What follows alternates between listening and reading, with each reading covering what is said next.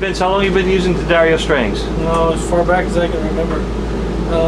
I always liked the strings, and even before I was in a Dorsey for D'Addario, I went to them and asked them if they would consider endorsing me, and they said no.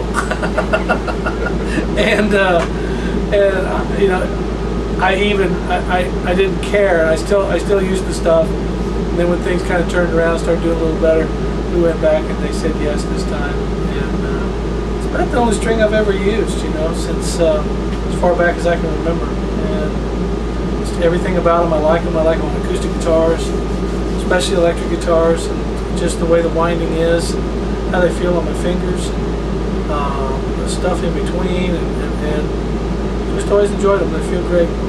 Who are your major influences coming up, either vocally and or instrumentally? Oh gosh, I have so many people that I've borrowed from, stolen from, emulated.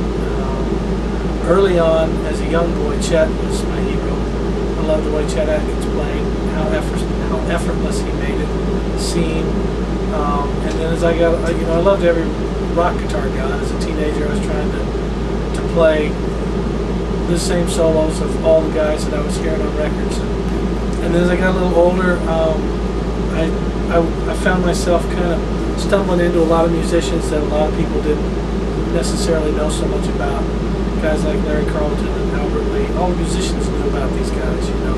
As far as great singers, there's, once again, people like Lowell George, Bonnie Raitt, Emmylou Harris. There's people that were, I was always drawn to people that didn't overdo it, that were great at being subtle, and always soulful.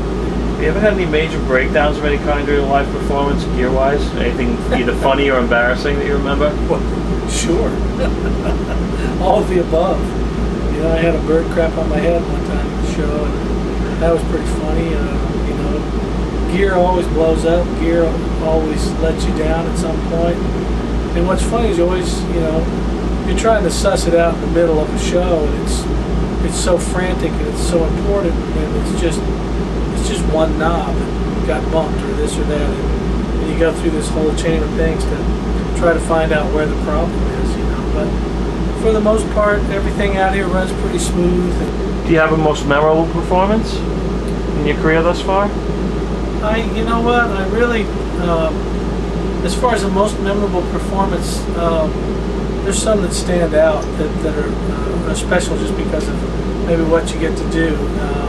Being invited to play at the Crossroads Festivals with Eric Clapton was such a thrill, because there weren't any country folks that really got invited. So to be invited as a fellow guitar player with that cast of musicians was arguably one of the neatest things I ever got to do. What's the craziest thing a fan ever did while you were performing? I think the most memorable thing that happened was opening for Kiss in a bluegrass band in high school. Still to this day, just having the whole crowd be angry and booing and throwing stuff at you was really actually a hysterical and fun experience. And to have that many people all hate you was a neat feeling in some weird, demented way.